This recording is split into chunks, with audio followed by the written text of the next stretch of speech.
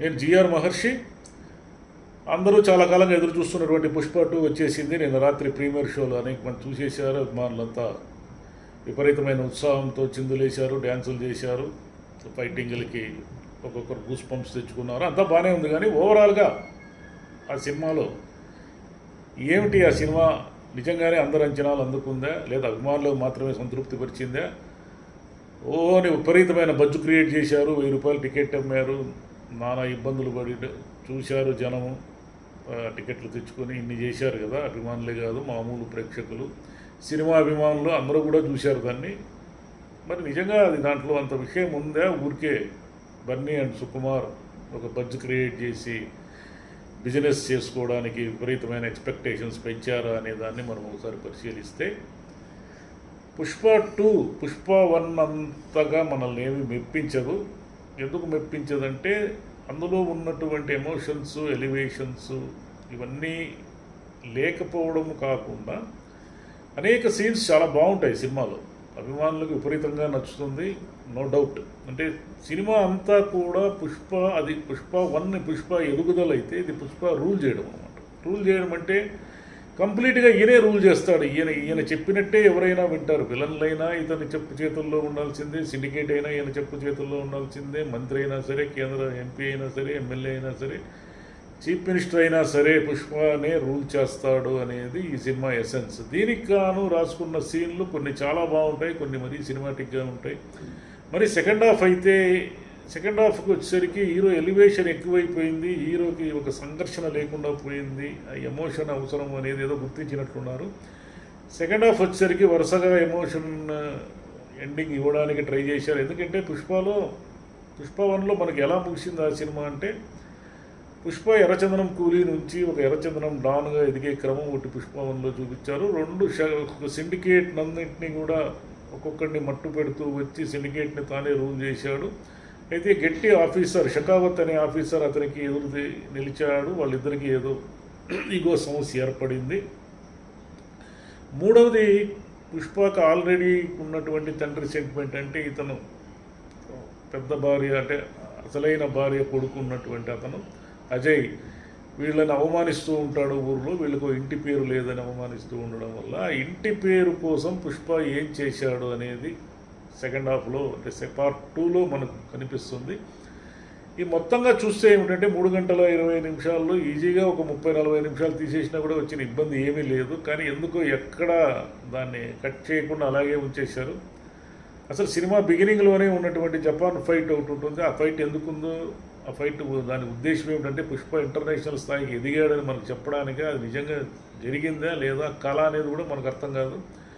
ఒక 10-15 నిమిషాలు ఒక సీన్, సుదీర్ఘమైన సీన్ ఒకటి ఉంటుంది. ఆ తర్వాత వరుసగా వచ్చే సీన్లన్నీ కూడా ఏమిటంటే, పుష్ప తన ఎత్తుకు పై ఎత్తుతో ఎలా ఒక్కొక్క సీన్లో తాను ఎలివేట్ అవుతూ వస్తాడు. తాను చేయాలనుకున్నదే చేస్తాడు తప్ప ఇంకొకటి చెప్పింది చేయడు అనేది. అలా ఒక్కొక్క సీను ఎలివేట్ అవుతూ రావడం ఒకటే కాకుండా, ముఖ్యమంత్రితో ఫోటో తీసుకోవాలని ఆయన కోరిక నెరవేరకపోవడం వల్ల ఏకంగా ముఖ్యమంత్రినే మార్చే దిశగా ఆయన ప్రయత్నం చేయడము పుష్ప అనేది, అది మెయిన్ లీడ్ ఈ పార్ట్ 2లో. తర్వాత శ్రీవల్లి సంబంధించిన కొంత ఎమోషనల్ సీన్స్, అంటే అమ్మాయి ప్రెగ్నెంట్ కావడము, తర్వాత తనకు పుట్టబోయే కొడుకు బిడ్డ దీని గురించి ఆలోచించడము, ఫైనల్గా పుష్ప తన కుటుంబానికి మళ్ళీ ఇంటి పేరును ఎలా సాధించుకున్నాడు అనేది ఫైనల్ క్లైమాక్స్ అని చెప్పుకోవచ్చు. మరి మొత్తంగా ఏమిటి, పుష్ప 1కి మనం ఏం చేస్తాము, పుష్ప 2 అనగానే పుష్ప 1తో కంపేర్ చేసి చూస్తాం. పుష్ప 1లో పాటలు అద్భుతంగా ఉంటాయి, పాటలు విపరీతంగా సినిమాని హైలైట్ చేశాయి. కానీ పుష్ప పార్ట్ 2లో ఏం జరిగిందంటే, పాటలు పెద్దగా మనకు బయట ఆడియో హిట్ అయినంతగా సినిమాలో పెద్దగా మనకి ఇంప్రెస్ చేయవు. దానికి కారణము రాంగ్ ప్లేస్మెంట్ కూడా ఒక కారణం కావచ్చు. ఎందుకంటే పుష్పకు ఒక డ్యూయెట్ అవసరమయ్యే సీన్ అక్కడ ఉండదు. విపరీతమైన ఎమోషను, ఏమంటారు, విపరీతమైన థ్రిల్లింగ్ సీన్స్ నడుస్తూ ఉంటాయి. ఎత్తుకు పై ఎత్తులు, ఈ స్మగ్లింగ్ ఇదంతా నడుస్తూ ఉంటుంది. ఈ నడుస్తూ ఉన్నప్పుడు మధ్యలో ఒక పాట ఫీలింగ్స్ అంటూ రావడము, అది బహుశా అది పెద్దగా ఆకట్టుకోదు మనకు. రెండవది ఏమిటంటే, సెకండ్ హాఫ్లో గంగ జాతర పెద్ద డ్యాన్స్ తర్వాత వెంటనే పాట ఉండడం కూడా రాంగ్ ప్లేస్మెంట్ ఏమో అనిపిస్తుంది. మూడవది, ఊ అంటావా మామ అనే పాట విపరీతమైన సూపర్ హిట్. ఆ సినిమాలో కరెక్ట్గా ఒక సిచ్యువేషన్ తగినట్టుగా ఉంటుంది ఆ పాట. ఇక్కడ మనకి సిచ్యువేషన్ ఏమీ పెద్దగా అనిపించదు. ఇది సిచ్యువేషన్ని క్రియేట్ చేసినట్టు అనిపిస్తుంది. పుష్ప 1కి 2కి ఉన్న ప్రధానమైన తేడా ఏమిటంటే, పుష్ప 1లో సంఘటనలు వాటంతటవే జరిగిపోతూ ఉంటాయి అవి. కానీ పార్ట్ 2 వచ్చేసరికి హీరోకు అనుకూలంగా జరుగుతాయి చాలా సంఘటనలు. అంటే హీరో తను అనుకున్నది ఏమైనా చేస్తాడు కాబట్టి అతనికి ఎదురే లేదు. అంటే సంఘర్షణ అనేది లేకపోతే హీరో ఎంత గొప్పోడు, ఎంత పెద్ద తోపు అని మీరు చెప్పినప్పటికీ అతనికి ఎదురుగా బలమైన విలన్ ఎవరు నిలబడకపోవడం అనేది ఈ సినిమాలో ఒక మైనస్. ఫైనల్గా ఏదో ఒక హఠాత్తుగా అప్పటి వరకు సినిమాలో లేనటువంటి ఒక విలన్ని తెచ్చి క్లైమాక్స్ని తీసుకొని లాక్కొని రావడం అనేది కూడా ఒక రాంగ్ స్టెప్. ఎందుకంటే అప్పటి వరకు అతను ఎవరు కూడా మనకు తెలియదు. ఒక హఠాత్తుగా ఒక విలన్ వస్తాడు, ఆ విలన్తో కథ నడుస్తుంది. అంటే ఇంతకంటే కథ చెప్తే ఇది స్పాయిలర్ అవుతుంది కాబట్టి నేను కథని రివీల్ చేయడం లేదు దీంట్లో. నిజానికి కథ అంటూ ఏమీ లేదు. పుష్ప రూల్ చేయడం అనేదే కథ దీంట్లో. షెకావత్ ఫస్ట్ పార్ట్లో కొంత గంభీరంగా కాస్త నిబద్ధతగా ఉన్నటువంటి షెకావత్ సెకండ్ పార్ట్కి వచ్చేసరికి చాలా సీన్లలో బఫూన్ లాగా మారిపోతాడు. అంటే హీరో చేతిలో నిరంతరం ఓడిపోతూ ఒక బఫూన్ తరహాగా మారిపోతాడు. ఇంకోటి ఏమిటంటే 1-2 సన్నివేశాలు సుకుమార్ స్థాయికి తగినట్టుగా మనకు అనిపించవు. ఎందుకంటే మరి చీప్గా ఉన్నాయి.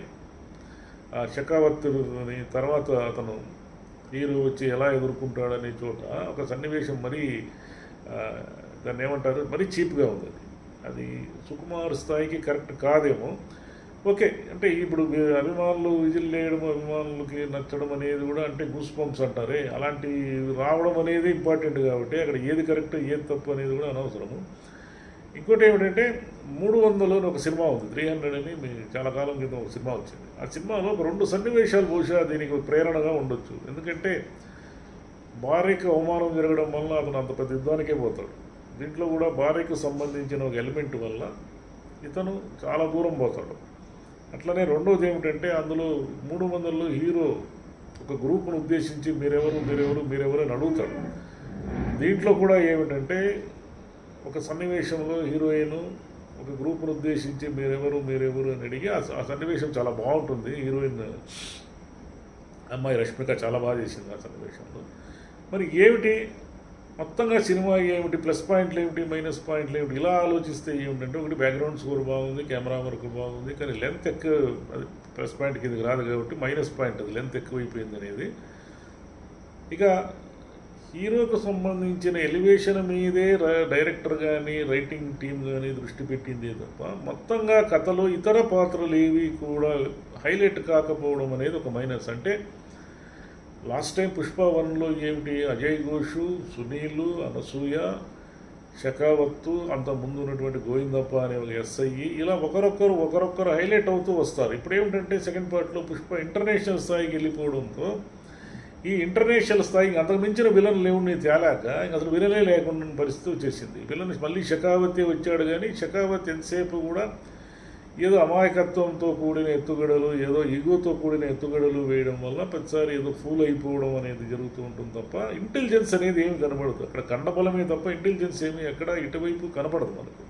అది ఏదో కొన్ని సీన్లో ఇంటెలిజెన్స్ లాగా అనిపిస్తుంది, కానీ అదేం ఇంటెలిజెన్స్ కాదు. అది మైనస్ పాయింట్లు అని చెప్పాల్సి వస్తే ఒకటి పాటలు పెద్దగా ఎలివేట్ కాకపోవడము, వరుసగా ఫైట్లు ఉండడము అనేది, మధ్యలో ఏదో కథ జరుగుతూ ఉండాలి కదా, కథ జరగకపోకుండా వరుస ఫైట్లు ఉండడము, క్లైమాక్స్ మళ్ళీ రొడ్డకొట్టుడుగా అట్లా అంటే అనేక సినిమాల్లో చూసేసిన సన్నివేశాల్లాగే రిపీట్ కావడము. ఇంకోటి కాంతారా ఇన్స్పిరేషన్ ఏమైనా ఉందా క్లైమాక్స్లో అని కూడా మనకు అనిపిస్తుంది. అంటే కాంతారాలో క్లైమాక్స్ వల్ల గూస్ బంప్స్ రావడం ఇవన్నీ జరిగింది కాబట్టి ఇక ఏదైనా కొత్తగా ఏమైనా జరుగుతుందేమో అని మనం ఎక్స్పెక్ట్ చేస్తాము. కానీ పాత సినిమాల్లో లాగానే ఎండ్ కావడం అనేది కూడా దీనికి ఒక మైనస్ ఏమో. సరే, పుష్ప 3 కూడా ఉందంటున్నారు. పుష్ప 3 ర్యాంపేజింగ్ అని ఏదో చెప్పారు. మరి ఇంత విపరీతంగా జనాలు క్రేజ్ క్రియేట్ చేసినటువంటి 3 గంటల 20 నిమిషాల సినిమాలో పూర్తిగా మనల్ని అంటే సెకండ్ హాఫ్ కూడా ఏదైనా ఆకట్టుకుంటే తప్ప ఇది బ్లాక్ బస్టర్ దిశగా వెళుతుందా అనేది డౌటు. అంటే ఇప్పుడు ఏమిటంటే పుష్ప అనేది అందరూ చూస్తారు, అదేం పెద్ద విషయం, ఓపెనింగ్స్ రావడం అదేం పెద్ద విషయం కాదు. కానీ సరే, ఒక క్లాసిక్గా పుష్ప 1 లాగా కల్ట్ క్లాసిక్గా పుష్ప 2 కూడా ఉంటుందని ఎక్స్పెక్ట్ చేశారు కాబట్టి పుష్ప 2 కల్ట్ క్లాసిక్ స్థాయికి వెళ్ళిందా లేదా అంటే మనం కొంచెం ఆలోచించుకొని చెప్పాల్సి ఉంటుంది. క్లాసిక్ కాదు కదా, మరి ఎక్స్పెక్టేషన్ తగినంతగా కూడా లేదేమో అని ఎక్కడో డౌట్. పోను మరి రెస్పాన్స్ ఎలా ఉంటుంది? నిజంగానే ఆ యాక్షన్ సన్నివేశాలకి థ్రిల్ అయిపోయి సినిమాని 1-4 సార్లు చూసేసి జనం సూపర్ హిట్ చేసేస్తారు. అసలు నార్త్లో దీని రెస్పాన్స్ ఎలా ఉంటుంది? ఎందుకంటే విపరీతమైన రక్తపాతము, ఫైట్స్ ఉన్నాయి కాబట్టి దీది ఎలా ఉంటుంది, ఇది ఫైనల్గా దీని రిజల్ట్ అనేది మనం ఇప్పుడే చెప్పలేము. కానీ మామూలుగా సినిమా అభిమానులకైతేనేమి, సినిమా విపరీతంగా బ్రహ్మాండంగా ఉంటుంది, ఏదో అద్భుతం స్క్రీన్ మీద జరుగుతుందని ఆశిస్తున్న వాళ్ళకైతేనేమి కొంత నిరాశపరిచిందని చెప్పాలి. పూర్తిగా హైట్స్ అందుకోలేదు, కానీ అల్లు అర్జున్ నటన మాత్రము పరాకాష్ట.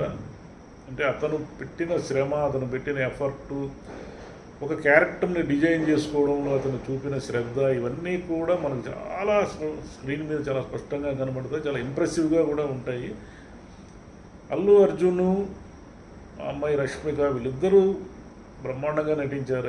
అయితే మిగతా వాళ్ళు ఎవరికి కూడా, సునీల్, అనసూయకి ఏదో వాళ్ళు కొంత సినిమాలో ఏదన్నా వాళ్ళ ప్రభావం చూపిస్తారనుకుంటే ఏమీ లేకుండా వాళ్ళకి డమ్మీలుగా మిగిలిపోయారు. అట్లనే రావు రమేష్కి ఏదో కొంత పాత్ర నిడివి పెరిగింది, కానీ అతను కూడా అతనుకున్న పరిధిలో, అంటే ఆ క్యారెక్టర్ని అంతకు మించి ఏమీ ఉండదు.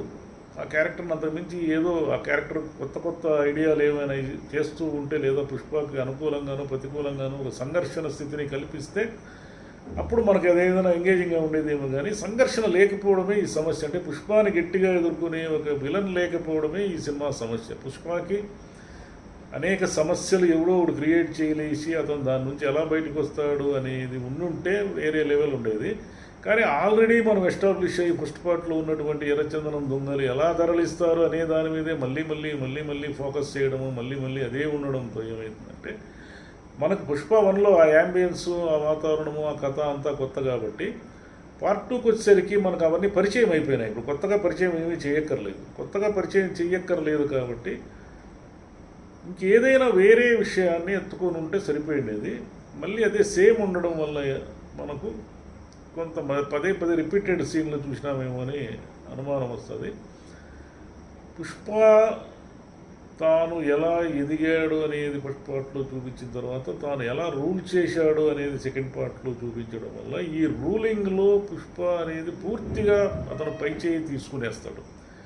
ఈ పైచేయి తీసుకోవడంలో భాగంగా ఆయన మనకు అనేక సన్నివేశాల్లో ఒక ట్విస్ట్ ఉంటుంది. అంటే మన మామూలుగా నడిచే ఒక సన్నివేశాన్ని ఇప్పుడు ఎలాగైతే పార్ట్ 1లో పుష్ప అంటే ఫ్లవర్ అనుకున్నావా, ఫైర్ అని ఒక ట్విస్ట్ ఇచ్చి వెళ్తాడే, అలా ట్విస్టులు కూడా ఉంటాయి దీంట్లో. కానీ అవన్నీ ఓకే, కానీ మొత్తంగా చూస్తే ఏమిటంటే ఎక్కడో ఏదో అసంతృప్తి. దానికి కారణం ఓవర్ ఎక్స్పెక్టేషన్ కావచ్చు, మనం ఏదో అద్భుతాన్ని చూస్తున్నాం అనుకొని థియేటర్కి వెళ్ళిన ఒక మూడ్ కావచ్చు, లేదంటే ఈ సినిమా మామూలుగా ఉండదు అని మనం గట్టిగా నమ్మడం వల్ల కావచ్చు. కారణాలు ఏమైతేనేవి కొంత అసహనము, అసంతృప్తి ఉండే మాట నిజమే. బట్ ఓవరాల్గా ఓకే, ఇబ్బంది ఏమి లేదు సినిమాకి. కానీ అంత వీళ్ళు చెప్పినంత 2000 కోట్ల స్థాయి అందుకుంటుంది అంటే మాత్రం అది కొంచెం అనుమానమే. అందుకుంటే అద్భుతమే. Thank you.